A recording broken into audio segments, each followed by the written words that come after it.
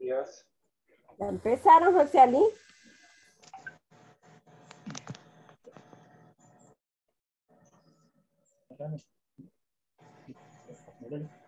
Profe Daniel, se le escucha fuerte y claro. ¿Se me escucha? Sí, profe, ¿Aló? se le escucha fuerte. Ah, ok, muchas gracias. Bueno, vamos a dar inicio entonces en el día de hoy. Buenos días a todos.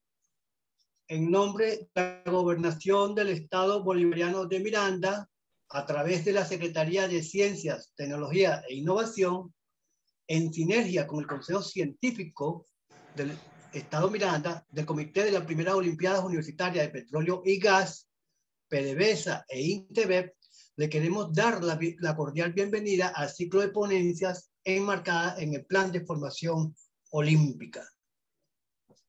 En primer lugar, agradecemos a todos los que nos acompañan el día de hoy, identificarse con el perfil del Zoom, con su nombre, apellido y la institución universitaria a la cual están representando. Asimismo, les solicitamos mantener sus micrófonos y cámaras apagadas para optimizar el aprovechamiento de dicha banda de conexión. La actividad de hoy va a estar dividida en dos fases, como siempre lo hemos realizado. En la primera vamos a contar con la participación de nuestro ponente. Una vez culminada su charla, tendremos la segunda fase, un espacio para las preguntas y planteamientos que a bien tengan nuestros participantes realizar. La estaremos canalizando a través del sistema chat. El ponente tendrá 45 minutos para su exposición y el resto lo utilizaremos indudablemente en el intercambio con la audiencia. El ponente para el día de hoy y la charla se denomina Geopolítica de los hidrocarburos. Estará a cargo del ingeniero Francisco Navarro. Francisco tiene un diplomado componente, un diplomado de investigación y gestión y una maestría en petróleo y gas de la Robert Gordon. Ha trabajado en INTEBEP por cerca de 18, 19 años y además de ser trabajador, maneja todo lo que tiene que ver con la pericia y acondicionamiento del gas natural. Cuenta con 23 documentos técnicos internos de PDVSA e INTEBEP. Tiene una defensa de trabajo en congresos internacionales, 3 defensas de trabajo en eventos nacionales, dentro de los 7 eventos totales donde ha participado. Es impulsor y miembro del comité organizador y técnico de eventos técnicos impulsados por INTEBEP. Su experiencia profesional le ha permitido desarrollarse específicamente en el área de endulzamiento y deshidratación del gas natural, destacándose su aporte en desarrollo de secuestrantes sólidos de H2S y su escalamiento. Participa activamente en mesas de trabajo técnico multi y transdisciplinaria y dado siempre al ejercicio de la transferencia del conocimiento. Nuestro amigo Francisco ha sido siempre uno de los caballitos de batalla que tiene PDVSA e INTEBEP en educación petrolera, en educación e hidrocarburos. Bueno, Francisco, te damos la bienvenida y todos los micrófonos son tuyos. Buenos días, Daniel. ¿Me escucha? Bueno, buenos días, Daniel. Buenos días a todos. Buenos días al comité organizador. Aquí, se pudiera decir, estoy haciendo mi primer debut por esta interconexión online. Y como bien ya se ha explicado, el tema que se pretende abordar en estos momentos es sobre la geopolítica de los hidrocarburos. Si me están escuchando, en aras de romper el hielo y tratar de terminar de conectarnos, podemos hacer un ejercicio de gimnasia mental y por el chat podemos verificarlo a todos los que están conectados a esta hora. Después que hagamos este ejercicio, vamos a hacer un pretest que vamos a leer para ir posicionando de alguna manera algunos elementos y algunos conceptos que queremos de alguna manera que queden plasmados y que tengamos la duda desde un principio para irla buscando a lo largo del recorrido de la presentación. Tratando, por supuesto, de cumplir con el lapso de tiempo que bien explicó el compañero Daniel Páez. Por cierto, se le extraña por aquí, Daniel, desde Intever.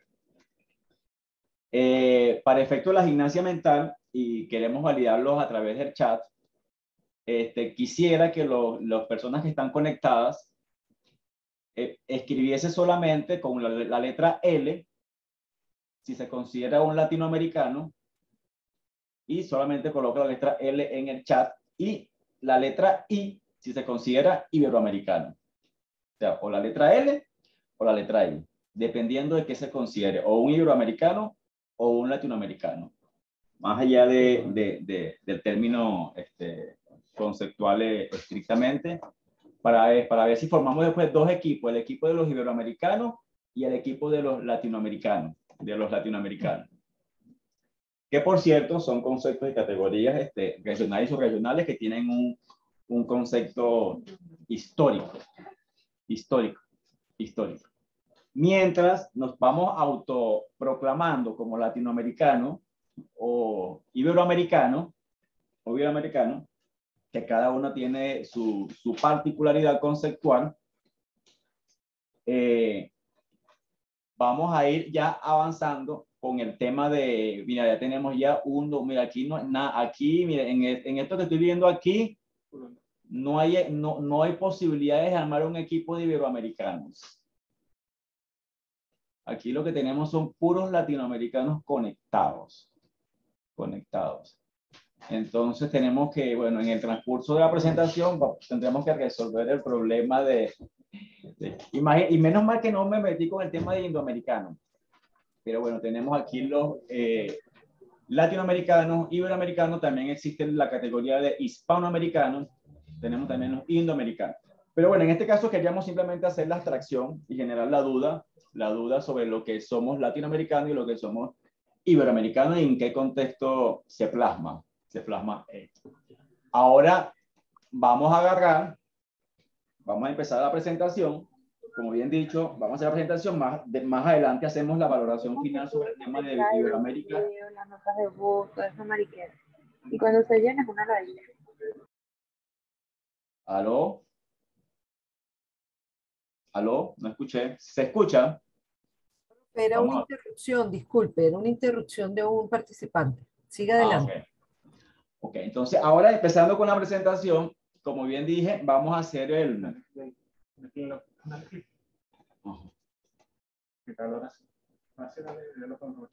Vamos a empezar con el tema del pretest. Es importante aquí recordarle a los que están conectados que en estos momentos, pude validar en la mañana, ya está cargado el material que es soporte de esta presentación en lo que se conoce en la plataforma como el aula virtual.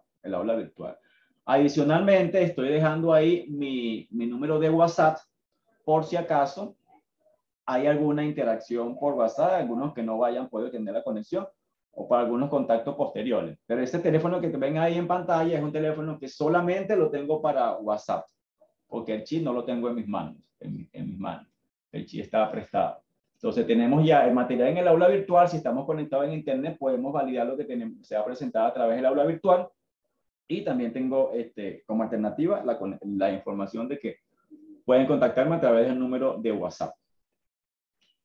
Ahora, empezando con el pretest, vamos a ir leyendo lentamente y después vamos a hacer la revelación al final. Si de repente vamos en el transcurso de este espacio.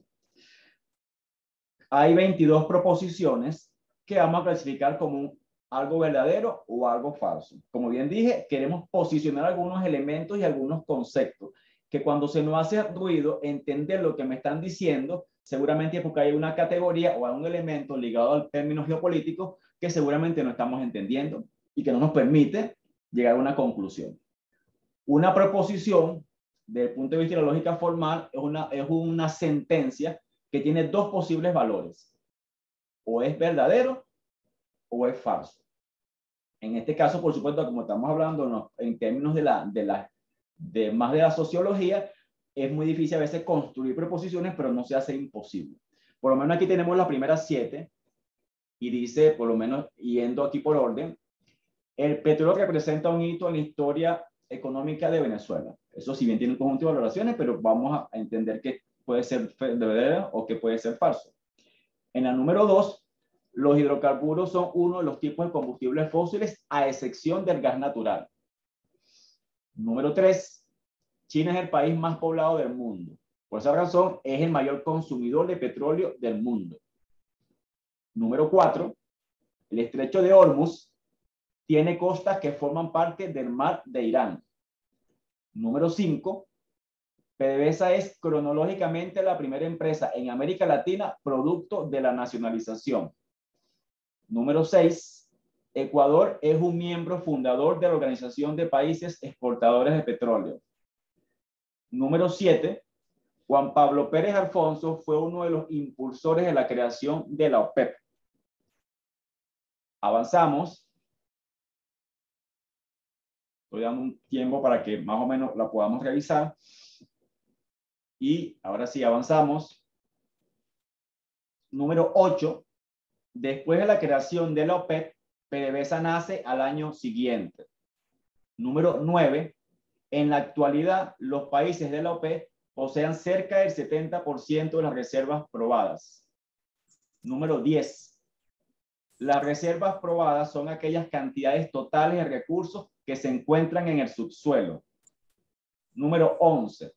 Con la creación de PDVSA, nace la primera empresa estatal venezolana que se dedicaría al negocio de los hidrocarburos. Número 12. Los miembros de la OPEP son los mismos del Foro de Países Exportadores de Gas. Número 13. Entre estrechos y canales para el tránsito de hidrocarburos, el canal de Panamá es el de menor tránsito en volúmenes. Número 14. Uno de los estrechos del canal de Suez es el Golfo Pérsico. Número 15. Los tanqueros ULCC, son siglas en inglés, no son aptos para transitar por el canal de Suez. Número 16. La Agencia Internacional de Energía nace después de la revolución de la OPEP. Entonces aquí tenemos de la 8 a la 16 proposiciones adicionales para identificarla como hechos verdaderos o falsos. Y avanzando, tenemos la 17 que dice: hay una marcada presencia militar de Estados Unidos en la zona de grandes reservas de hidrocarburos en el Golfo Pérsico y zonas aledañas. 18. A mediados del siglo XX se validó el transporte de gas natural licuado por barco. 19. En el 2002 se realiza la segunda cumbre de la OPEP en Caracas, por lo que se refiere que esta organización se había reunido en 2 ocasiones para ese entonces. Número 20.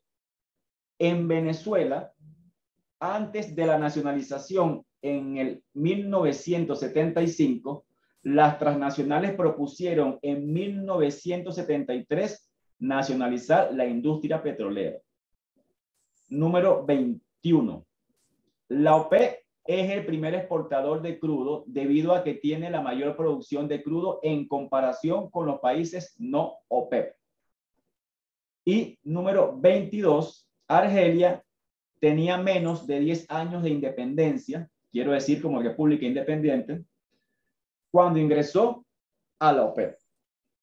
Entonces, si bien aquí tenemos de la 1 a la 7 las proposiciones, de la 8 a la 16 adicionales proposiciones y de la 17 a la 22. En total tenemos 22 proposiciones, de las cuales la intención es valorarlas como si fuesen verdaderas o falsas. Como parte de este pretest.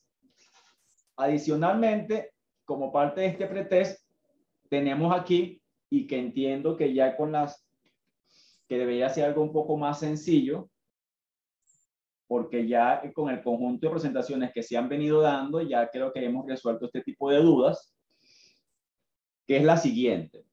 Hay una situación que queremos darle una explicación lógica a esta situación, que es la siguiente.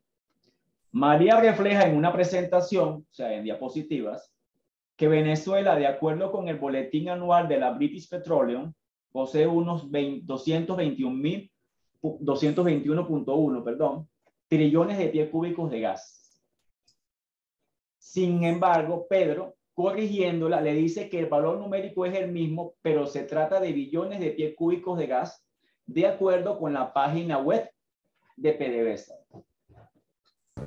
La situación en este caso es cuál de los dos tiene la razón.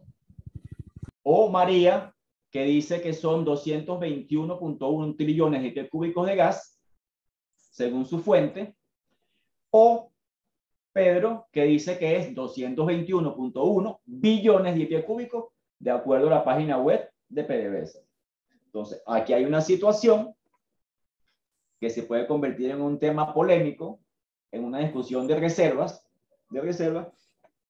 y sería interesante saber cuáles son los elementos que nos arrojan para darle una solución pacífica a esta controversia conceptual, que tiene que ver con un tema fundamentalmente de traducción, o lo que llamamos en inglés los amigos falsos. Entonces, muy bien, con estos dos bloques, las proposiciones de verdaderos y falsos, y con esta situación particular, quería dejar que fungieran como lo que a le estoy llamando el pretest, para de alguna manera ir posicionando algunos elementos que vamos a ir revisando a lo largo de toda la presentación. Seguramente muchas de las cuestiones que vamos a ver en el pretest tienen que ver con elementos que se desarrollarán en la presentación. Entonces, voy a dejar un minuto más para ir precisando esta última lámina y creo que podemos ya empezar de lleno con la presentación. Mientras tanto, voy a ver cuántos iberoamericanos están conectados. 0 iberoamericanos han manifestado, se han manifestado. Un solo, no hay manera de armar dos equipos. Solamente tenemos latinoamericanos. Bueno, la península ibérica todavía existe. Entonces, bueno, vamos a continuar, vamos a avanzar. El pretest no está cargado en la aula virtual, pero puedo hacer de todas maneras todos los esfuerzos para que se carguen respectivamente. Ahora, aquí me voy.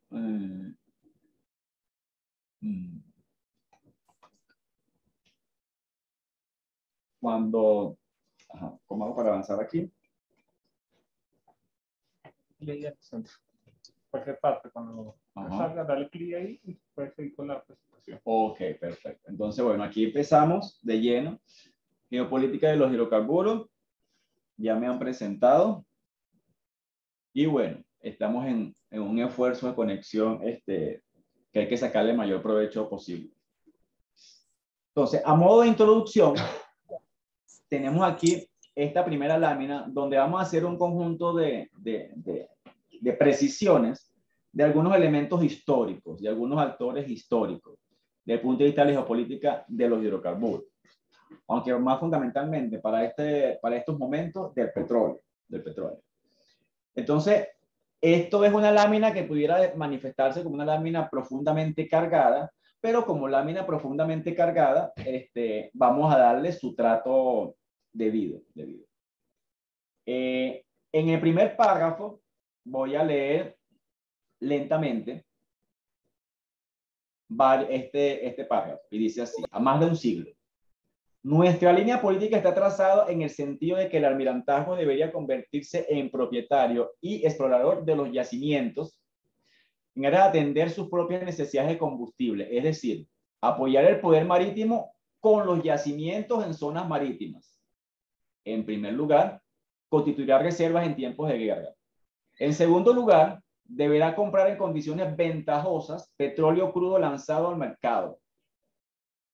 El tercer aspecto de la política petrolera es que nos corresponde ser dueños o de cualquier manera gestores en los lugares de extracción de una porción razonable de la cantidad de petróleo crudo que exija nuestras necesidades.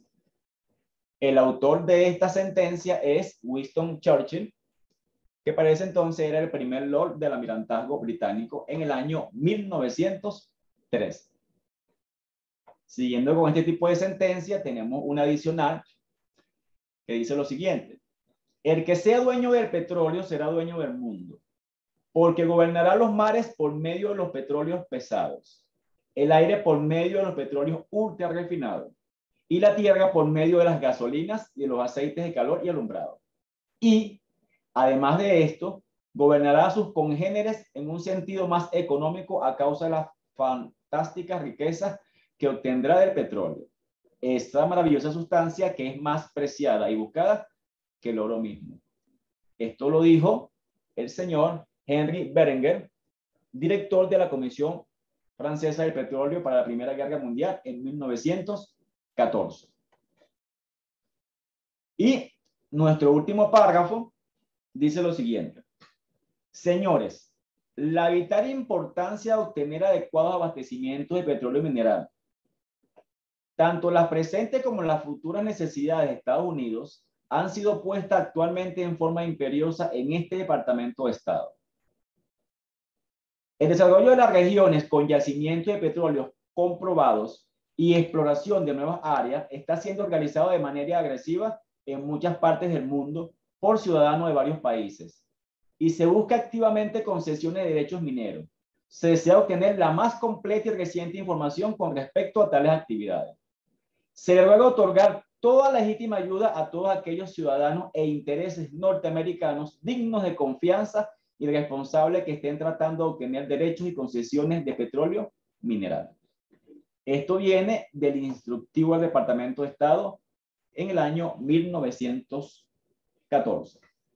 Bueno, estamos hablando de 1913, 1914, estamos hablando en víspera de la Primera Guerra Mundial, estamos hablando de Reino Unido, estamos hablando de Francia y estamos hablando de posiciones de Estados Unidos. Es importante aclarar aquí, para los que no estamos familiarizados, que cuando hablamos del Departamento de Estado, el Departamento de Estado es para, en términos de equivalencia, para otros países del mundo, lo que equivale a la Cancillería, o sea, el Ministerio de Relaciones Exteriores, que en Estados Unidos se maneja más con el nombre del Departamento de Estado. Pero lo cierto es que en esta primera lámina, lo que quiero de alguna manera plantear es que ya a más de un siglo, yo creo que ninguno de nosotros tenemos, si hubiésemos nacido en esa época, no estuviésemos vivos en este momento. Seguramente algunos abuelos. Se ve la orientación estratégica de estos países, de estos estados particularmente, en hacerse de un recurso natural que en ese momento ya estaba reclamando una posición en la economía mundial. Y circunstancialmente estos planteamientos se están haciendo justo unos años antes de que se desatase lo que se conoce como hoy en día la Primera Guerra Mundial. Ahora, entonces, fíjense cómo ya desde hace más de un siglo ya hay una orientación estratégica con respecto a un recurso natural, en este caso, y además agotable.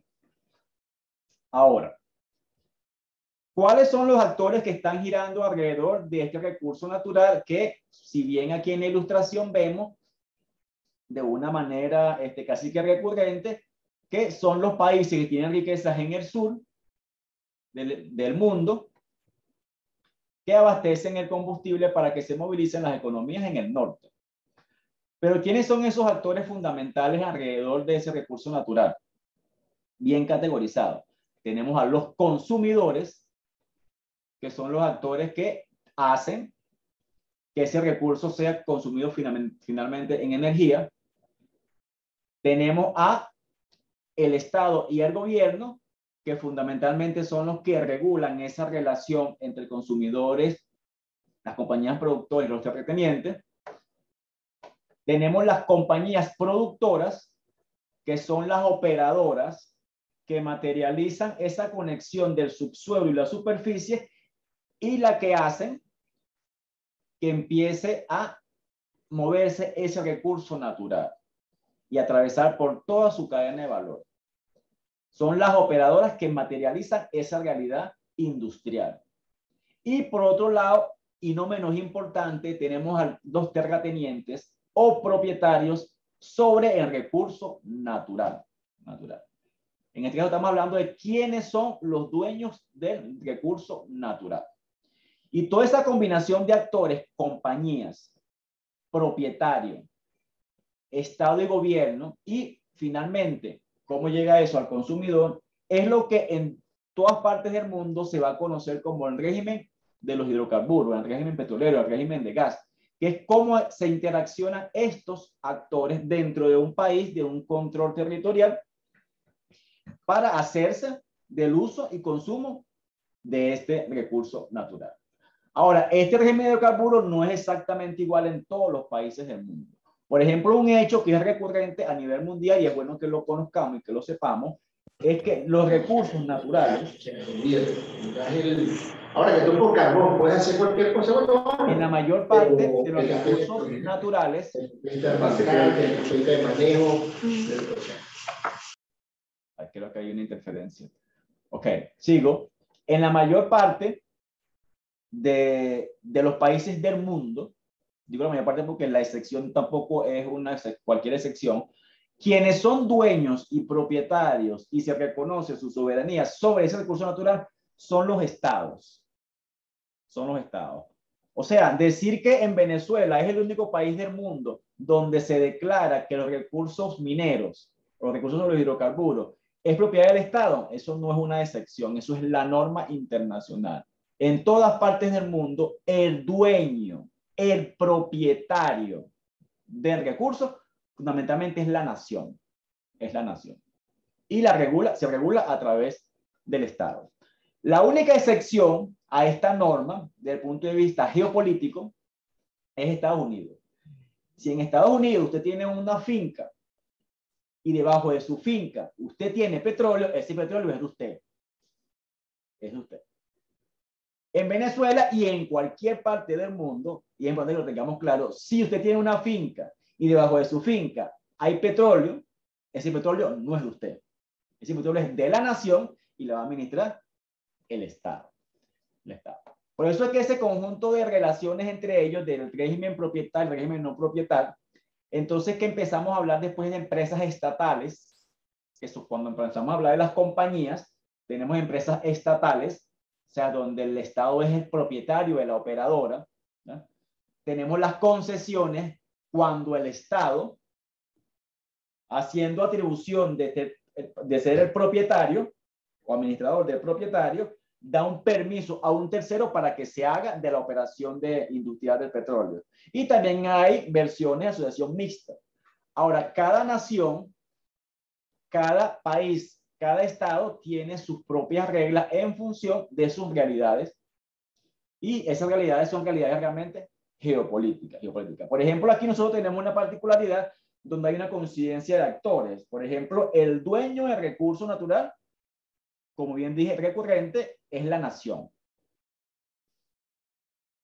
Y la operadora estatal, que por un tiempo ha sido la operadora estatal, después de las concesiones, en este caso ha sido PDVSA. Y también tenemos versiones de asociaciones mixtas, que son las empresas mixtas en estos momentos. Pero todas ellas son reguladas a través del Estado y el gobierno. Entonces el Estado y el gobierno fungen a veces varias funciones, una como gestor del propietario y otra como gestor también de las compañías productoras. Entonces es importante aquí destacar a veces conceptos que solemos confundir como el Estado, que es el Estado, qué es el gobierno, que no es fundamentalmente el Estado 100%, qué es la nación, qué es el país y qué es la patria. De hecho, cuando nosotros empezamos a leer, si por hacer un ejercicio del preámbulo de la Constitución nacional, nuestra Constitución vigente, van a darse cuenta que se menciona al Estado y se menciona a la nación, que a veces se confunde con si fuesen términos análogos, pero no son términos esencialmente análogos. Si bien entre ellos hay bastante polisemia y a veces se solapan, entre ellos hay bastante diferenciación. Una nación está fundamentalmente marcada por elementos culturales, por elementos históricos. Mientras que un país está marcado fundamentalmente por un territorio y también abarca también parte de la nación. Mientras que el Estado es la institucionalidad. Esa institucionalidad que de alguna manera le da vida al cuerpo que rige a la nación o al cuerpo que rige al país. Y el gobierno, o en muchas partes del mundo, es un elemento del que fundamentalmente en la mayor parte de puntos es el poder ejecutivo de la institucionalidad dentro del Estado. Porque además del gobierno nacional existen otros poderes públicos. Entonces el gobierno es parte del Estado en términos de que es un elemento dentro de la institucionalidad del Estado, pero no es toda la institucionalidad del Estado. De hecho, si empezamos a ver algunos elementos ligados al papel del rol de la Fuerza Armada, o sea, la Fuerza Armada es una institución del Estado para el resguardo de la nación.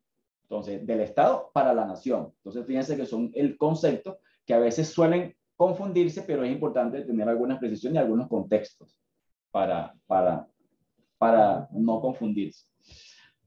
Ahora, avanzando con el tema de recursos, fíjense, en esto que tenemos aquí, esto es una curva aproximada tenemos gas no convencional, gas estándar, gas natural licuado, regiones polares, todo un conjunto de formas de recursos hidrocarburos. Y medido de los años 30 y tiene una proyección hasta el 2050, según la fuente que se ve en la lámina. Entonces ven unos picos allí, y estos picos que están aquí, que fueron predichos en los años 1945 por el señor Marion King Hoover, es el pico donde se proyecta que va a empezar la declinación de la producción petrolera. ¿De qué va a depender esa declinación? Esa declinación va a depender de cómo se está produciendo y cómo se está consumiendo y de cuántas reservas tenemos. Ahora, según esta proyección, se dice aquí que está cerca del 2010. Pero esta no es la única proyección, esta es una de varias proyecciones. Pero la primera proyección que se hizo para el año 75. Y la hizo Marion King Hoover y funcionó bastante bien para el tema de Estados Unidos. Pero eso fue basado sobre las reservas que se hallaban en ese momento. Sin embargo, ahorita han aumentado las reservas, aunque ya tienen tiempo que no se elevan. Ahora, ¿de qué va a depender el movimiento de que efectivamente sea a partir del 2010 o que pueda ser el 2030 o pueda ser un antes o puede ser un después? Va a depender de un elemento fundamental, de las reservas probadas. ¿Quiénes son las reservas probadas? Las reservas probadas son aquellas que estando en los yacimientos son las que tenemos la factibilidad técnica y económica de extraerla. Eso quiere decir que las reservas probadas no es todo el petróleo que está en el subsuelo, no. Son aquella parte de ese total que está en el subsuelo, de ese subsuelo que yo puedo extraer técnicamente y económicamente en unas determinadas circunstancias. Y sobre la base de esa reserva probada es que existen los términos de qué es el factor de recobro, es qué tanto de todo eso que está en el subsuelo yo puedo extraer. Fundamentalmente se piensan en términos de porcentaje. Entonces, ¿de qué va a depender entonces que esta curva se mueva o se mueva? De las reservas probadas.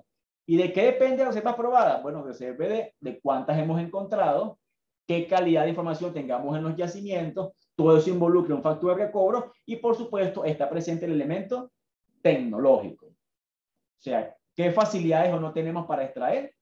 El petróleo. Y eso puede hacer que el pico se desplace o no se desplace en cierta dirección. Pero independientemente de eso, haya o no haya un desplazamiento, las reservas o el petróleo que esté en el subsuelo es finito, no es infinito. Y como es un recurso finito, es agotable. Es agotable. Y al ser agotable, efectivamente va a tener un techo.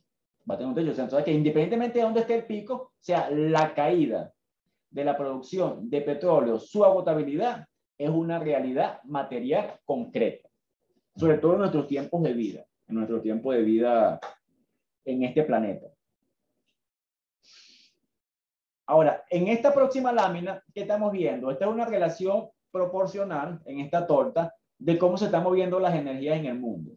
Las energías en el mundo, ahí tenemos que, fíjense que entre carbón, petróleo y gas natural, tenemos aproximadamente el total de la torta: petróleo en color negro, gas natural en color verde y carbón, color marrón, es casi el total de la torta. Y estos son los que nosotros llamamos combustibles fósiles. De estos combustibles fósiles, al petróleo y al carbón, uno en fase líquida y otro en fase de gas, se le conoce con el nombre de hidrocarburos.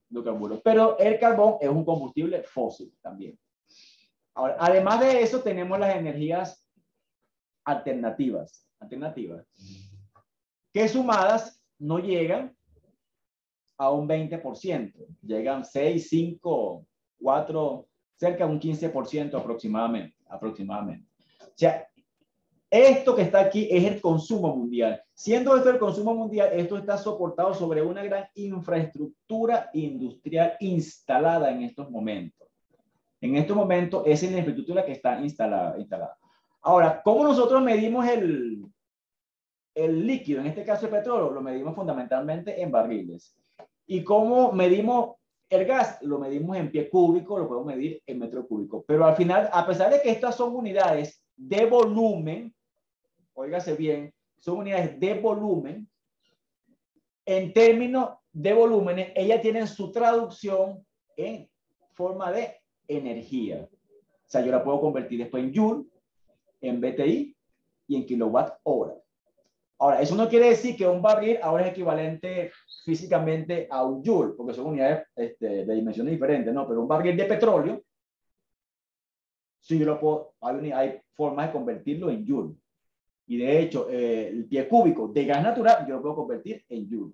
Entonces, fíjense cómo estamos combinando una dimensión que es el volumen con el término de la energía. Así podemos hablar de barriles de petróleo y pie cúbico de gas, de barril de petróleo equivalente, que es una categoría que me permite hacer análogos, por lo menos el gas, yo lo puedo convertir en petróleo equivalente para después sumarlo con el líquido y puedo hacer sumas y restas en términos de energía.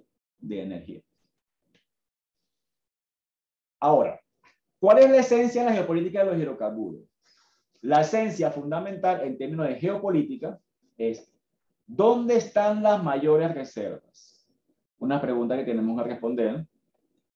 ¿Dónde están los mayores productores? Porque no necesariamente tener mayores reservas significa ser mayor productor. En contraposición de dónde están los mayores centros de consumo.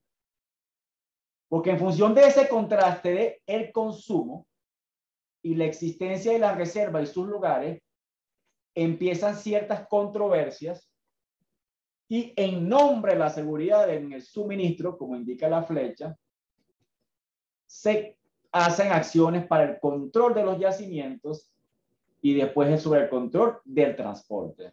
Como bien se anunciaron en las 3 sentencias que hicieron el Reino Unido, Francia y Estados Unidos hace más de un siglo.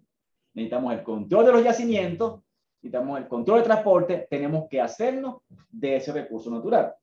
Entonces vemos que estamos aquí viendo con el tema de la geopolítica. Para este autor, Rodolph Killen, tenemos que la geopolítica es el estudio de la influencia del espacio geográfico sobre los estados y sus políticas. Es proyección del poder para el control de recursos. Cuando aquí hablamos de estado, recordemos que es de la institucionalidad. No estamos hablando de los estados de la materia, que es el líquido, el sólido y el gaseoso. No, estamos hablando de la institucionalidad que rige como el orden jurídico político sobre las naciones, sobre los países. Y por este autor, el señor Atencio, nos plantea que es la ciencia dinámica que estudia la influencia de factores históricos, políticos, sociales y económicos en la vida y proyección del Estado. Y por lo tanto, sus conclusiones son de tipo político.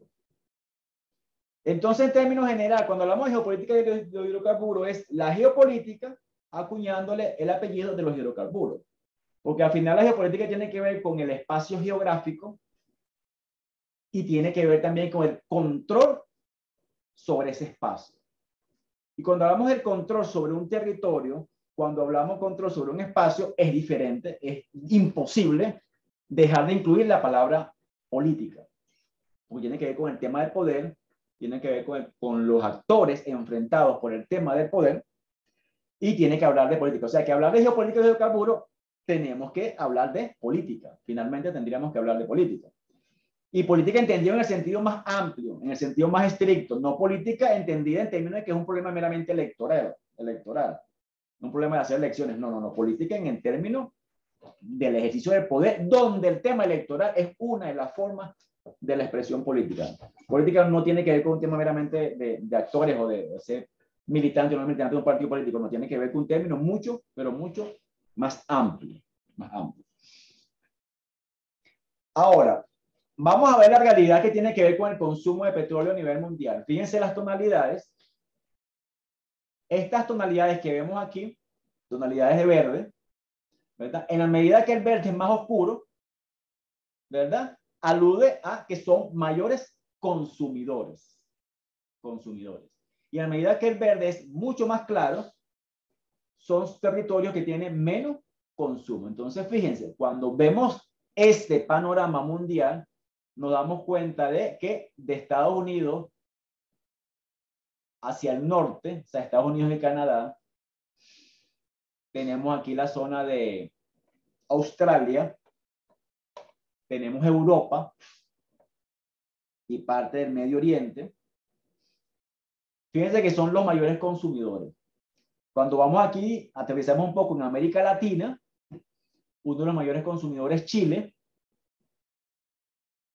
Después tenemos Argentina, Brasil, Venezuela y así otros. Pero entonces fíjense que estas tonalidades me está dando cómo es la densidad del consumo per cápita por individuo. Más adelante vamos a hacer una reflexión con respecto a este tipo de consumo.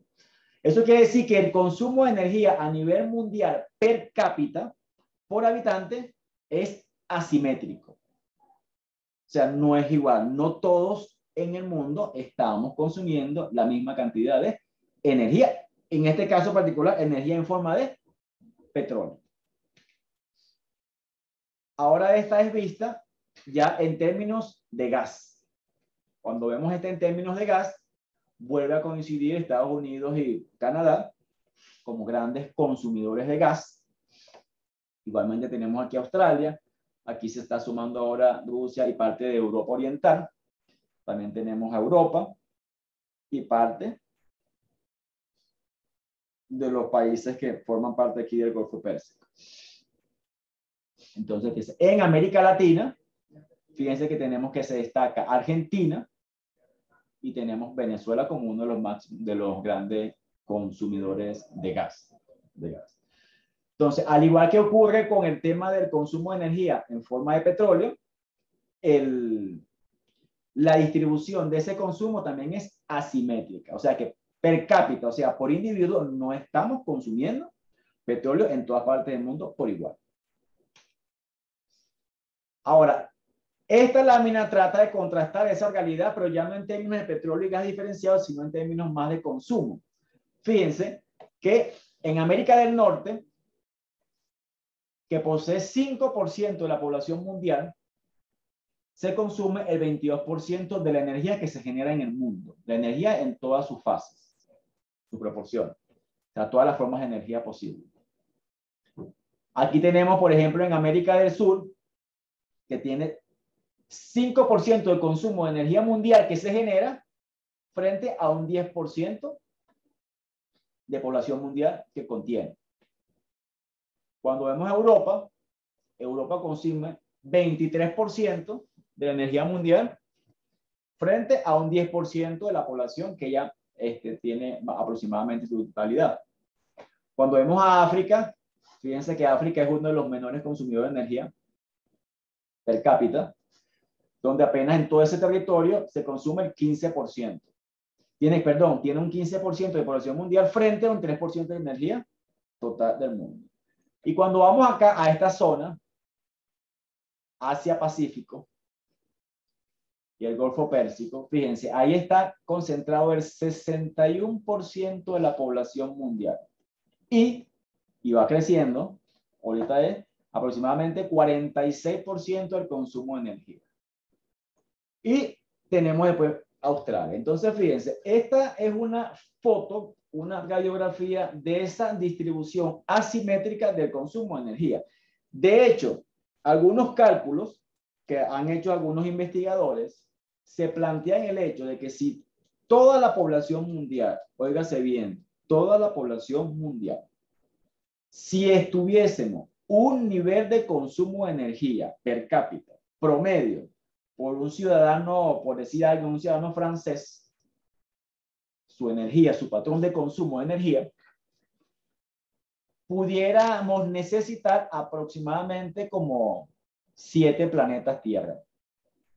Y lamentablemente tenemos un solo planeta Tierra en medio de esta asimetría. Eso quiere decir que si todos los ciudadanos del mundo nos planteamos consumir la misma cantidad de energía y utilizamos como estándar el consumo de un ciudadano de clase media francés, este planeta no alcanza.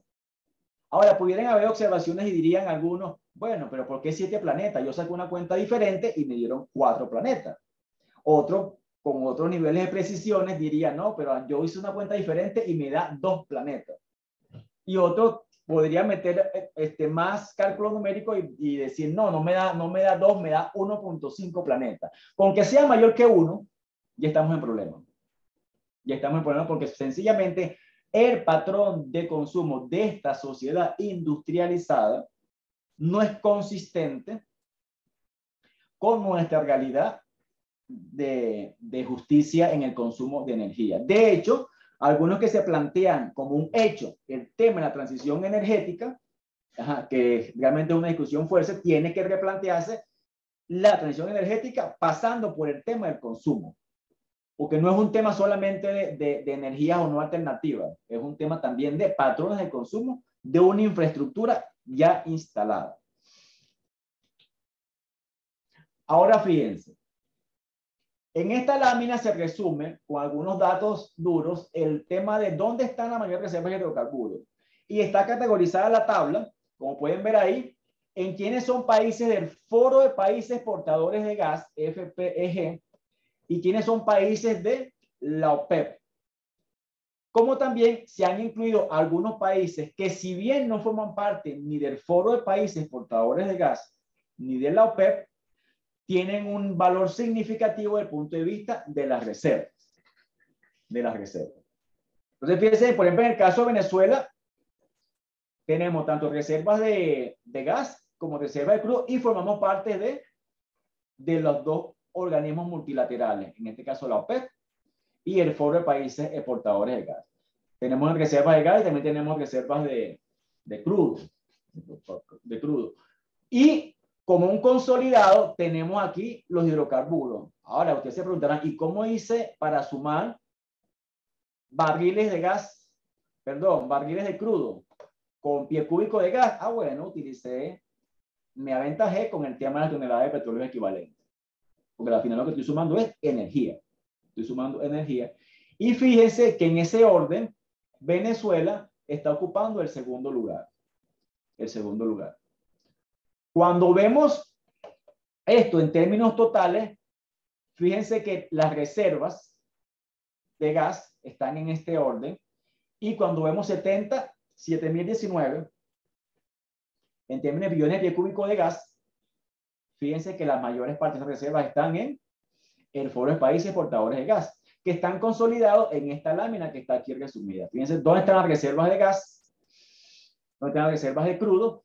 Porque ambos grupos tienen tanto reservas de crudo como reservas de gas. Reservas de gas.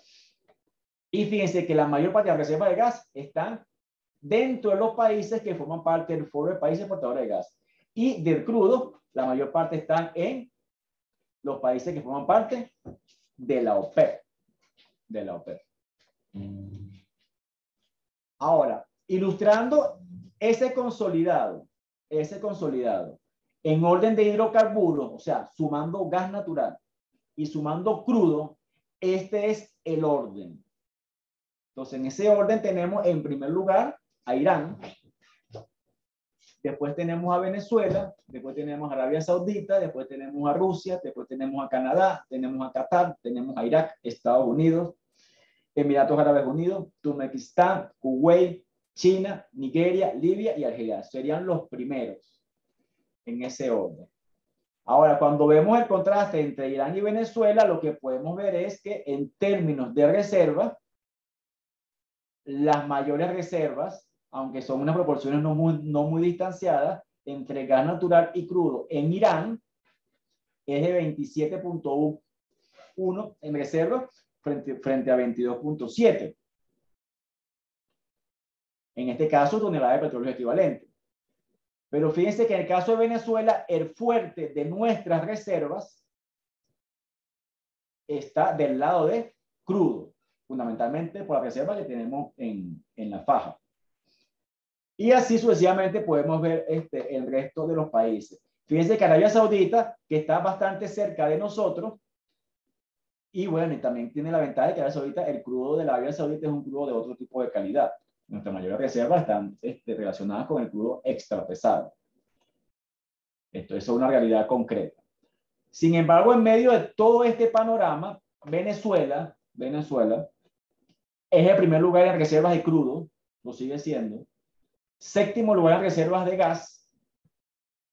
Y segundo en reservas de hidrocarburos, sumando tanto crudo como gas, nos posicionamos dentro del segundo. Y bueno, juega un papel dentro de la OPEP y dentro del foro de países exportadores de gas. Fíjense que en esta lámina que está aquí, este es un mapa según el Servicio de Geología de los Estados Unidos, donde se ven las proporciones según las tonalidades de reserva alrededor del mundo. Entonces, fíjense cómo Estados Unidos, desde su Servicio de Geología, trata de escanear todas las dimensiones y las proporciones de las reservas a nivel mundial.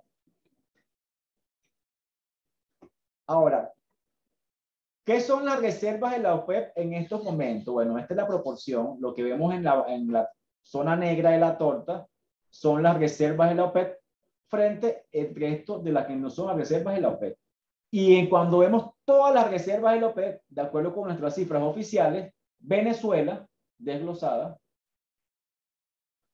representa casi la cuarta parte de las reservas totales que tiene en estos momentos la OPEP.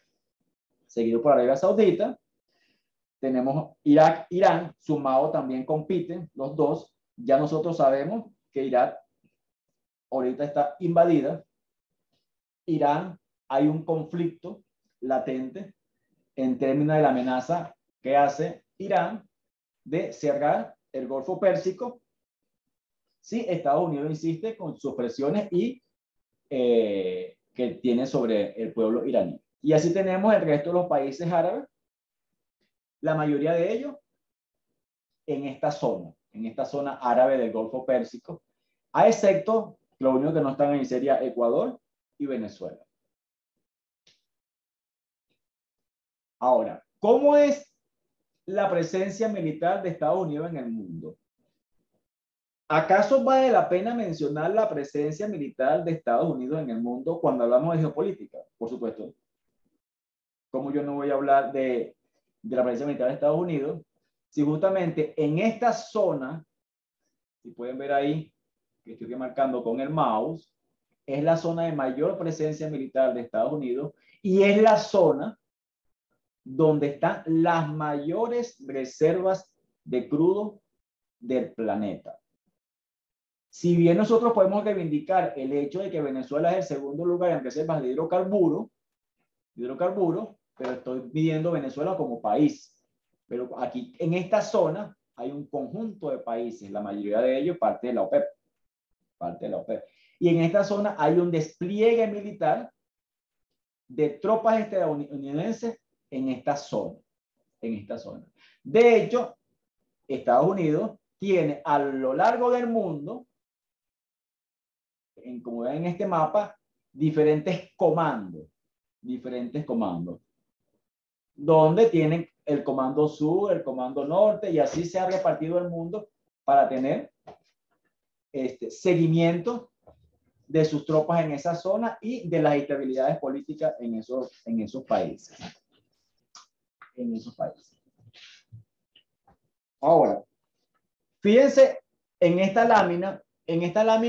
Nosotros estamos viendo aquí cómo es el abastecimiento del gas en Europa a través de los gasoductos. Porque ahora que ya pasamos el tema de la reserva, vamos a entrar a lo que podemos llamar el tema del transporte. ¿Cómo llega ese crudo al consumidor? ¿Cómo llega? Entonces, fíjense, este es el conjunto de tuberías que provienen tanto de Rusia como de Argelia y como de Irán, Azerbaiyán y así varios países. ¿Cómo se interconectan para abastecer de gas a Europa? Como todos sabemos, ahorita hay un conflicto en Ucrania, un conflicto bastante advertido hace más de 7 años, y no solamente hace más de 7 años, sino desde la caída del bloque soviético. Sin embargo, hoy se está materializando a través de un conflicto armado, de la presencia militar de Rusia en Ucrania. Y a través, combinado además con la negativa que puso Alemania, presionada por Estados Unidos, de darle luz verde a la continuación del proyecto del Nord Stream 2, que atraviesa Europa. Pues, fundamentalmente el más interesado es Alemania. Y ahorita, bueno, hay un tema con el pago de ese gas que viene de Rusia, que pasa por el Nord Stream 1, por el tema de la forma de pago. Entonces, fíjense, cuando nosotros vemos estas interconexiones que atraviesan países enteros, vemos cómo hay una relación entre la energía que fluye en forma de un hidrocarburo particular y cómo las decisiones que se toman, ¿no?, en torno a ese país, un gobierno de turno, puede afectar ese flujo y la estabilidad energética en una región particular. Así como vemos eso en la parte de Europa, que es una zona sensible, aquí tenemos por lo menos algunos gasoductos y oleoductos. Por el gasoducto transportamos gas, y por el oleoducto crudo, en esta zona que tenemos del Golfo Pérsico y del Mar Rojo. Aquí tenemos el Golfo Pérsico, aquí tenemos el Mar Rojo. Y por esta zona que está aquí, tenemos lo que se conoce como el Canal de Suez. Entonces, fíjense, la interrupción o no interrupción de un tema en el Canal de Suez, por ejemplo, en el Golfo Pérsico, prácticamente circula sorprendentemente la gran parte del crudo exportable. Ahorita vamos a ver los números con detalle. Pero además del Golfo Pérsico, no, pero esto es un golfo, esto no es un canal. A diferencia del Canal de Suez, que es un canal sintético, no es un canal natural, que está bajo la jurisdicción de Egipto. Entonces, fíjate, esto que está aquí, o sea, el control y que haya paz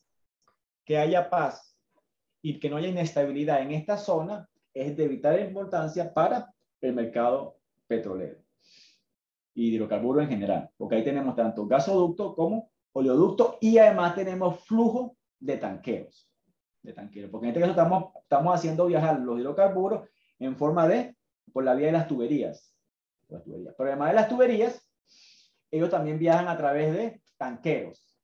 Y a veces una cosa es entrar en aguas internacionales tener la suerte de no tropezarse con la piratería, que también existe en el mundo. Y también tenemos la necesidad en ese tránsito por las aguas internas, además de las aguas internacionales, por algunos territorios con jurisdicción de algunos países. Por ejemplo, tenemos el estrecho de Hormuz, tenemos el estrecho de Malaca, tenemos el estrecho de Bab el-Mandeb, el estrecho de Turquía, los estrechos daneses, el canal de Suez y el canal de Panamá. Por todos estos estrechos, lo más que se transporta son hidrocarburos. Son hidrocarburos, lo más, que prácticamente representa el 50% de lo que pasa por esos estrechos y canales. Y fíjense que de todos ellos, de estos 7, el que está más cerca de nosotros es el canal de Panamá, que conecta el Pacífico con el Atlántico, que es el que tiene menor flujo de volumetría en el caso de barriles de crudo, como se presenta en esta lámina. Ahora, pero todos estos tanqueros, eso no es que tú puedes pasar por cualquier canal de eso, cualquier tipo de barco, no, no. Fíjense, para que tengamos una idea, aquí tenemos que le dicen el Vikingo, y está colocado verticalmente y está comparado con la Torre Eiffel de Francia. Es uno de los tanqueros más grandes del mundo. Fíjense que tiene de largo 485.5 metros visto de largo. O sea, esos son aproximadamente casi 5 cuadras. 5 cuadras de las cuadras nuestras largas, considerando la cuadra como aproximadamente 100 metros de largo. Y fíjense que tenemos aquí diferentes estaturas, diferentes tamaños para diferentes tanqueros. Tenemos el Panamax, los Aframax, los Suezmax, y estos los BLCC y los ULCC, que son los de mayor tamaño. Estos son siglas en inglés. Entonces, Ultra Large Crude Carrier. ¿Qué significa ultra largos tanqueros petroleros? Este es más o menos las dimensiones en barriles de cada uno de ellos. De 350.000 a 500.000 barriles de crudo. Este es lo que son más pequeños. Y esto fundamentalmente se llama Panamá y tiene acceso al canal de Panamá. Por ejemplo, uno de estos difícilmente puede pasar por el canal de Panamá. No va a pasar. El canal de Panamá está acondicionado para unas dimensiones, que es un canal sintético, al igual que el canal de Suez. Un canal artificial, no son canales naturales. Son canales naturales. Entonces, en el canal de Suez, uno de estos tampoco el canal de Suez está más ligado a estas dimensiones. Entonces, el tema del tránsito, eso quiere decir que para estos canales que son bastante los sintéticos, realmente a estos que son los más grandes les corresponde más pasar por las aguas internacionales, por las zonas marítimas de las aguas internacionales. Entonces, el tema del transporte es un tema fundamental. Y en este caso estamos hablando de crudo porque esto va en fase líquida, que como hidrocarburo tiene esa ventaja de manejo, por así decirlo. Pero además de los tanqueros petroleros, también existen lo que se conocen lo que son gaseros. Es importante precisar aquí que los gaseros no son solamente para hidrocarburos, en este caso gas natural, no. Hay gaseros también para otro tipo de gas que no están ligados al gas natural. Pero en lo que hacemos referencia aquí son a los gaseros de gas natural. Y tenemos dos productos fundamentales, o dos tipos de productos. Uno que están ligados al metano, que es el hidrocarburo más liviano, y al resto. O sea, el resto es cuando estamos hablando de etano, propano, butano. Aproximadamente tenemos ahí, entonces, el metano puede viajar en forma refrigerada, en forma líquida. Cuando viaja de forma refrigerada, viaja a menos 164 grados centígrados y una atmósfera. Y más o menos se maneja con estos volúmenes. Y presurizado a 247 atmósferas.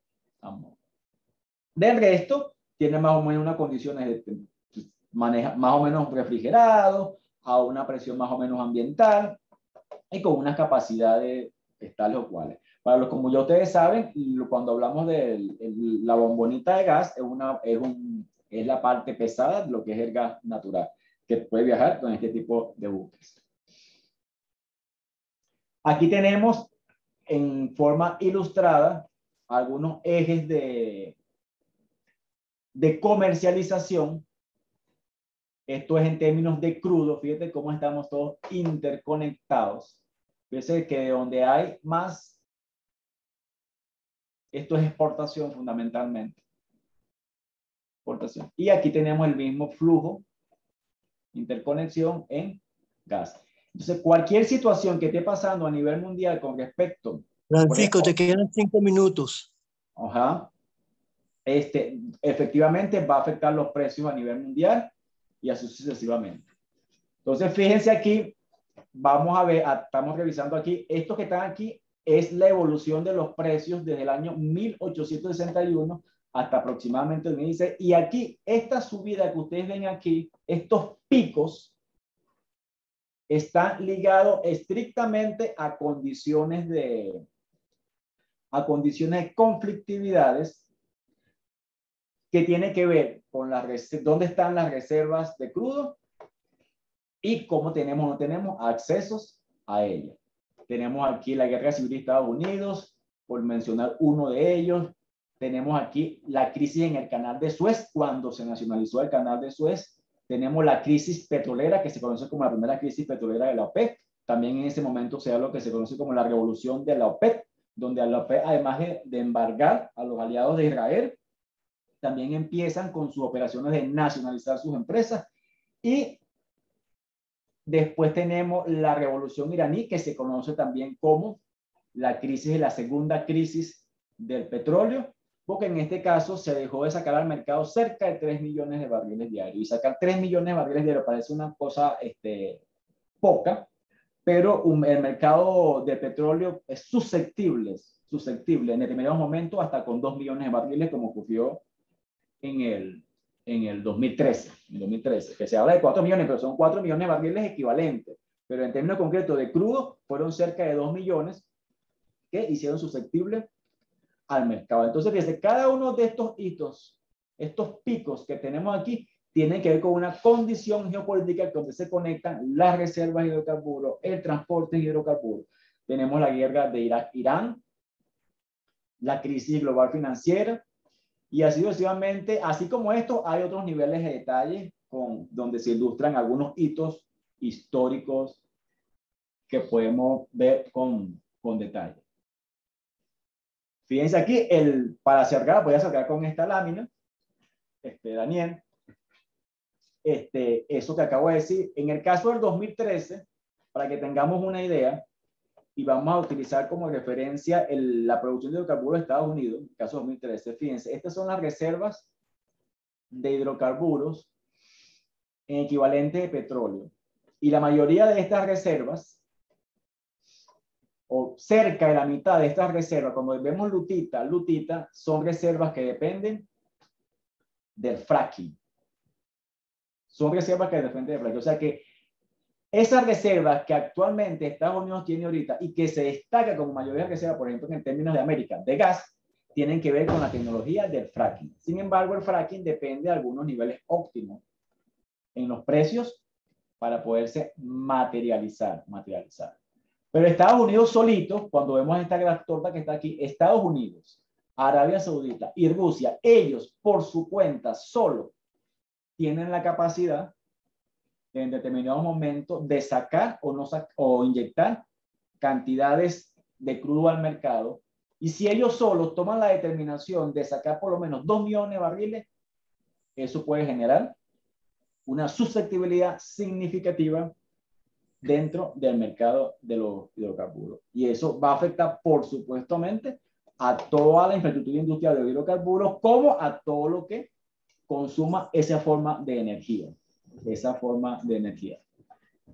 Entonces, fíjense, no es poca cosa lo que está pasando en términos de las reservas, en términos del precio del crudo, en términos de la susceptibilidad o no al fracking, más allá de las valoraciones ambientales que también existen, pero es una realidad concreta. Entonces, a modo de cierre, de manera pueden ver la presentación completa. Bueno, desde la fundación de la OPEP surge como un contrapeso En el 62, eso estaba explicado en la lámina anterior, la OCDE fue organizada por los principales consumidores de petróleo. Como segunda instancia, para más medular el objetivo de contrapeso a la OPEP, surge la Agencia Internacional de Energía impulsada por la OCDE en el 74.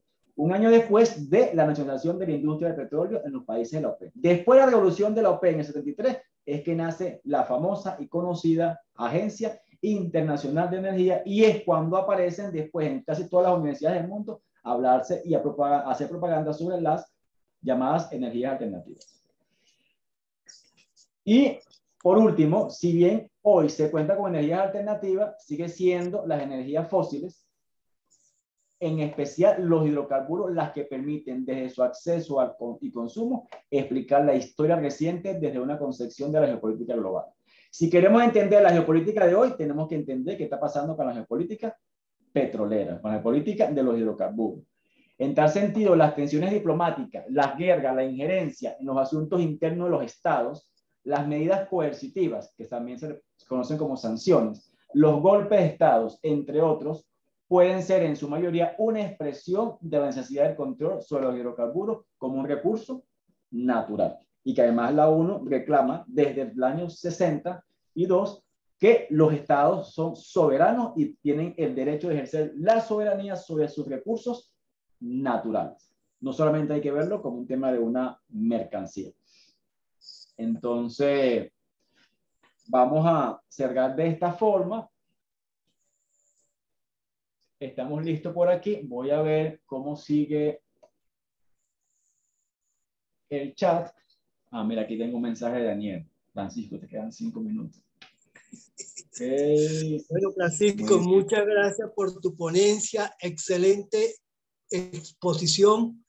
Me alegra mucho que tengamos aquí como parte de este equipo de trabajo olímpico. Seguidamente vamos a abrir el espacio para la interacción con los participantes. Por favor, escribir en el chat para hacer sus preguntas y o comentarios que ya Francisco está esperando. El ciclo de preguntas se va a dirigir de acuerdo a las siguientes normas, por favor. Al intervenir en el foro, identifíquese con su nombre, apellido y organización de origen. Mientras, Daniel. Basada, discúlpame, basada, por favor, nombre y apellido, respete la opinión o intervención de los demás participantes y, por favor, no tratar temas personales. Francisco, mira, aquí hay una pregunta que me enviaron. ¿Qué es fracking? Fracking. Según la Asociación Colombiana del Petróleo, el fracking consiste en... Mira. Tenía activo. Bueno, el fracking es una tecnología que se utiliza, realmente fracking es el término en inglés, pero eso en términos en español se le conoce como fracturamiento hidráulico.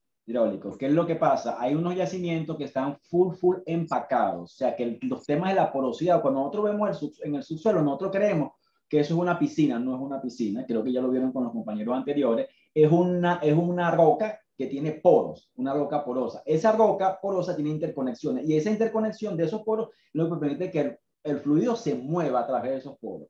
Hay yacimientos que tienen crudo y que tienen gas, pero esa interconexión no está dada naturalmente en la roca. Entonces, está empaquetado, pero no hay posibilidad de que se mueva a través de ella. Entonces, ¿qué es lo que ha hecho esta tecnología de fracturamiento hidráulico? Permite que se le inyecte un conjunto de agentes químicos, ¿verdad? Altísimos volúmenes, y haga construir una porosidad artificial que hace que se conecte esos hidrocarburos con nuestro objetivo al final, que es llevarlo a la superficie. Pero en eso consiste.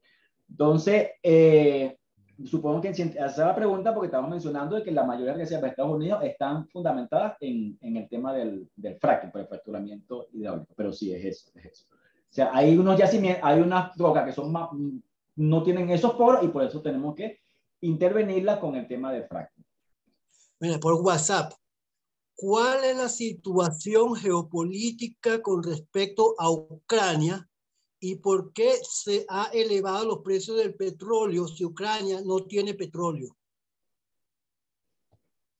No, Ucrania efectivamente no tiene petróleo. Bueno, el tema con Ucrania hay que verlo desde dos aristas. El tema con Ucrania es la posición de los rusos que tienen desde la caída del bloque soviético, y como ya no existía el bloque soviético, ya no tenía ningún sentido insistir con la cortina de hierro, inclusive con la premisa de fundación de la OTAN. Esta advertencia se viene estirando hace un montón de tiempo, y ya desde el posicionamiento de los rusos con Crimea ya advirtieron de lo que eran capaces. Ahora, ¿cuál es el tema que tenemos con Ucrania y el precio de los hidrocarburos en general? En este caso, a pesar de que es en gas, pero eso afecta a toda la cadena, es que los europeos, prácticamente presionados por Estados Unidos, se están autoflagelando, y prácticamente Alemania se está sacrificando, porque el motor ahí de la economía realmente son los alemanes, se están autoflagelando en no aceptar el gas ruso que venía con el Nord Stream 2, y el paquete de sanciones que están aplicando con los rusos viene apuntando a tratar de ser menos dependientes de unos hidrocarburos que tienen ahí de un vecino cercano. Ahora, ¿qué va a pasar? Quienes no compren ese crudo, los rusos lo están vendiendo, en estos casos, el principal consumidor que está ahorita voraz, teniendo acceso a esa cantidad de energía es India, que tiene alta capacidad de refinación, por cierto.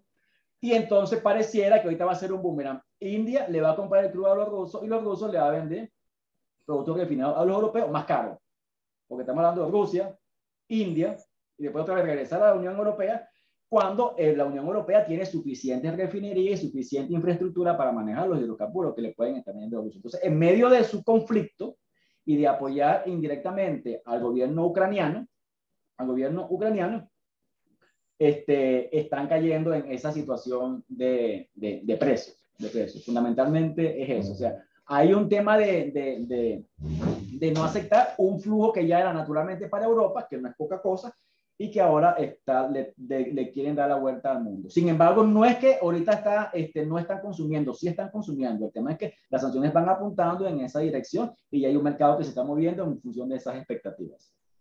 Gracias, Francisco. Fíjate, aquí hay una pregunta que dice, visto que el petróleo es del Estado, al encontrarse en una propiedad privada, ¿existe alguna ley de compensación al propietario? De ser afirmativa, ¿cuál sería dicha ley? ¡Wow! Bueno, en términos formales, sí, el Estado, y no es solamente en Venezuela, como lo dije, es en todas partes del mundo. Cuando nosotros hablamos del tema de las expropiaciones, porque parecía que son términos escandalosos, o de las nacionalizaciones, que suenan como términos, eso no son palabras que se inventaron en Venezuela, además, son palabras que existen en los marcos jurídicos de todos los estados del mundo.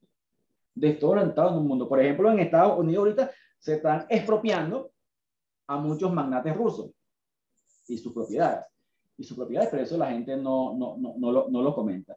El tema de la compensación, realmente no te podría decir con precisión jurídicamente cuál es la ley, realmente no la conozco, pero eso existe porque es un tema de que tú estás en función del uso de recursos, la persona es ajena a eso. Eso es igual que cuando tú expropias o nacionalizas, o sea, hay una compensación que se hace con esos empresarios. El tema es la forma y los pagos de esa compensación. Excelente. Gracias, Francisco. Déjame, aquí hay otra pregunta que son bien interesantes, que están en el chat. Si se concreta el proyecto del canal de Nicaragua, ¿sería a nivel geopolítico positivo, a nivel mundial para el traslado de hidrocarburos, o se ve como una posibilidad? Saludos. No, bueno, eso es un proyecto, y ese es un proyecto muy a largo plazo que se tienen planteado los chinos en medio de su posicionamiento geopolítico en forma de la ruta de la seda. Los chinos, parece mentira que no hacen mucha alaraca de sus logros. Los chinos ya son hoy una potencia mundial. el conflicto con Ucrania le va a dar ventaja a ellos más que a Estados Unidos, pues ya ventaja tiene, Los chinos no manifiestan que están apurados, pero lo del canal es prácticamente un hecho irremediable. Y Ucrania, en términos general, y la imposibilidad que tuvieron los norteamericanos de prohibir el tema del canal, porque todavía no lo han prohibido, realmente se expresa aquí es la pérdida paulatina de hegemonía de Estados Unidos en el mundo. En otros momentos en el mundo, Rusia no hubiese hecho lo que está haciendo en Ucrania. O sea, si Rusia lo está haciendo ahorita es porque tiene la capacidad de hacerlo y sabe que la OTAN no se va a meter más allá de las declaraciones de micrófono. O sea, Rusia está reclamando hoy un posicionamiento, China lo está reclamando sin hacer mucha publicidad, y es un hecho. Ahora, el tema de la comercialización a través del canal de Nicaragua, que me imagino que permitirá unos mayores tanqueros, el flujo de la producción china, eso va a ser imparable. China es la primera productora de manufactura a nivel mundial en este momento. Eso es innegable. Gracias, Francisco. Mira, aquí hay otra pregunta que me parecen interesantes que están en el chat. Ahí dice, Sí, al cerrarse el Golfo Pérsico, ¿cuáles países se ven afectados por este y si solo se transporta por agua? Me imagino que con respecto a petróleo. No, los primeros consumidores del mundo, en este caso, tanto los europeos como Asia, los chinos. O sea, a los chinos no les interesa ni a toda esta zona, ni Japón, ninguno de ellos les interesa que se cierre el canal, como a los europeos tampoco se cierre, porque salen del Golfo Pérsico muchos de esos tanqueros y parte de ellos después van al canal de Suez. O sea, abastecer de energía, muchos de esos tanqueros tienen que pasar por el canal de Suez. Otros, por un problema de capacidad, no van a pasar por el canal de Suez. Pero cerrar el Golfo Pérsico prácticamente es una declaración o una advertencia o es prácticamente izar las banderas de lo que sería la Tercera Guerra Mundial. Ok, fíjate, Francisco, en un estimado anual, ¿cuánto aumenta el precio del crudo? Y si su aumento tiene algún factor externo el cual lo haga aumentar de manera excesiva.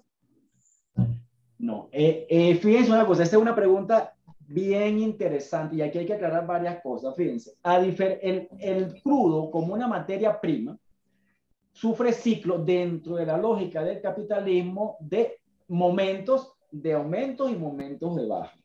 Pero además de eso, el crudo como materia prima, a pesar de que tiene toda una cadena de infraestructura de su procesamiento, por ejemplo, tenemos exploración, producción, refinación y productos y derivados, que tiene toda una cadena completa.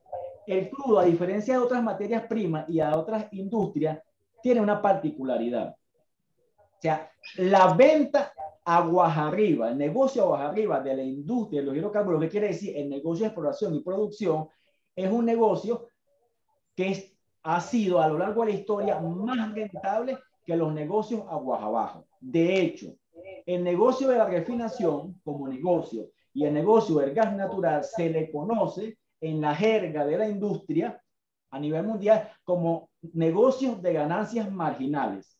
¿Qué quiere decir eso? ¿Que no hay ganancia? No, por supuesto que la refinación genera ganancia.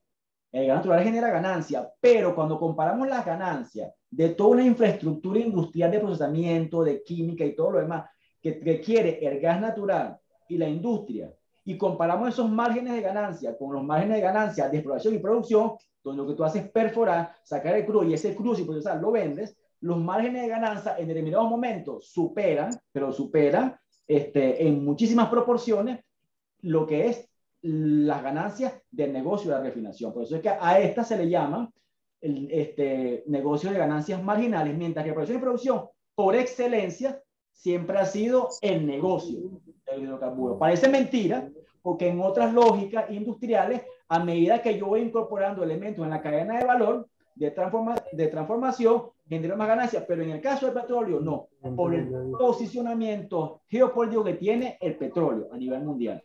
O sea, es una cosa que parece controversial, pero el tema de la oferta y la demanda, aquí prácticamente es en unos términos que uno dice, wow, pero es así, o sea, el mercado se mueve así. Gracias, Francisco. Fíjate, aquí hay una pregunta bien interesante. ¿Qué tiene que ver Venezuela con la geopolítica si su petróleo es pesado y extrapesado? Y además, otra que está por allí que dice que si se produce el petróleo en la faja con fracking. Importante considerar eso. No. Bueno, en realidad los petróleos de la faja, a la información que se tiene en la mente, son yacimientos, si bien no consolidados, pero no tienen el problema del empaquetamiento estilo lutita. Pudieran haber, pero no es la norma. Eso no es la norma. Eso no es la norma por el tema de la faja. El tema de la faja es que son crudos extra pesados. El crudo extra pesado se le conoce también como un crudo no convencional, y en estos momentos, compañeras y compañeros, los crudos convencionales, los bonitos, los livianos, así tipo Arabia Saudita, que son de muy buenos API, no son los crudos que se están descubriendo en estos momentos. O sea, prácticamente lo que le está dando vida a la expansión o al crecimiento de las reservas probadas en el mundo son situaciones como reservas a partir de lutitas o de fracking, dependiente del fracking, y cuestiones como crudos extrapesados. O sea, los crudos no convencionales o las extracciones no convencionales son los que ahorita le están dando vida al crecimiento en reservas probadas a nivel mundial, no las formas convencionales. Ahora, ¿qué quiere decir eso? De que son mejores lo que se está descubriendo ahorita o lo que estamos descubriendo en términos de no convencional. No es mejor, porque necesitamos inversiones, necesitamos costos, necesitamos tecnologías diferentes. Exigen otro tipo de inversiones, son mayores, pero el tema es que es lo que está quedando frente a que no se están descubriendo más petróleo liviano y además el petróleo, como ya vimos en las primeras láminas, se está agotando. O sea que no hay, como quien dice, si seguimos con esta infraestructura instalada industrial, tenemos que, si queremos seguir con los fósiles, tenemos que sacarle provecho a esto que está quedando, que en este caso son los no convencionales. Muy bien, bueno, vamos a terminar con esta pregunta que dice que en Venezuela, ¿cuáles reservas petroleras son probadas? ¿Las reservas petroleras de Venezuela? Sí, son probadas. No, Venezuela tiene ahorita cerca de las 200, el número no recuerdo, pero nosotros, siendo el primer país con reservas probadas, estamos, déjame ver aquí, el número, no recuerdo exactamente. Aquí. 303.000 millones. Exactamente, ese es el número. Aquí. 303.8, exactamente. Por ahí ese es el orden. Y ese primer del mundo. Y para que hagamos un ejercicio, si queremos hacerlo, fíjense, si nosotros agarramos un ejercicio mental, nos ponemos en la web y ponemos la CIA, Agencia de Inteligencia, y ponemos reservas, en la página de la CIA, la primera cosa que aparece son las reservas probadas en el mundo. Ustedes se preguntarán, ¿y por qué la página de la CIA tiene en su primera página el tema de reservas probadas en el mundo? Bueno, para que tengamos una idea de la importancia que se le da al tema de las reservas. Bueno, Francisco, fíjate, allí hay muchas otras preguntas que las podrías ir contestando en tu tiempo más adelante. En el chat, en el aula virtual. Sí, en el chat. En el aula virtual. En el aula virtual, exactamente. Queremos entonces darte las gracias por tan indispensable y oportuna presentación en el día de hoy. Y muchas gracias a todos aquellos que han estado conectados para escuchar esta magnífica charla. Muchas gracias a todos y todas y continuamos con nuestra ruta olímpica. Hasta Daniel, mañana. si me permites, Daniel. Dime, Francisco. Mira, si me permite. Mire, para los compañeros que los latinoamericanos, solamente para cerrar el tema de los latinoamericanos, los países, y no, y eso, bueno, eso a mí me llegó a pasar, ¿no? Todos los países que de alguna manera somos parte histórica de la conquista de los países de la península ibérica, en este caso España y Portugal, son considerados los países de Iberoamérica. O sea que nosotros somos hispanoamericanos por hablar español, somos latinoamericanos por el tema de la lengua y iberoamericanos por el tema de ser parte histórica de lo que representó la conquista de los españoles. O sea que prácticamente tenemos que estar en todos los equipos, en todos los equipos. Bueno, muchas gracias a todos y será hasta mañana cuando tengamos la próxima presentación o charla de sensibilización en hidrocarburos para esta primera Olimpiada Universitaria de Petróleo y de Gas. Hasta luego.